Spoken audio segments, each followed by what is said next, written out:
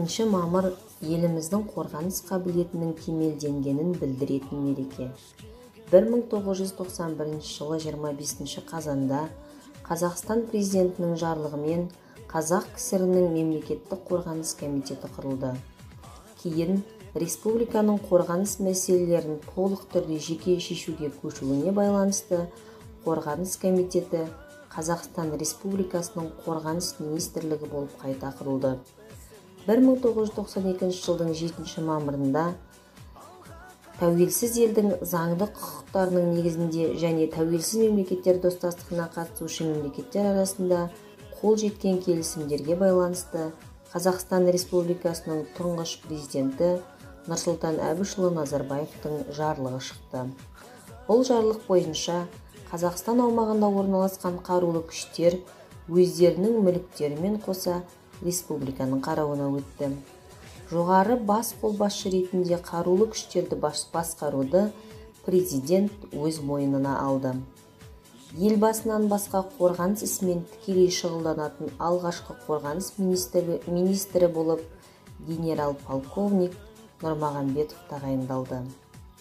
Бұл күн, яғни 7 мамыр, Қазақстан Республикасының қарулы күштерінің құрылған күні болып құрылғандықтан 7 мамыр отан қорғаушылар күні деп жарияланды.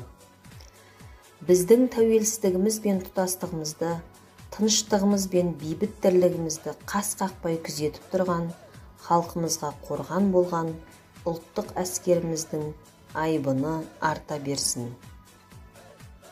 Ер азаматтарымыздың орны қашанда бөлек.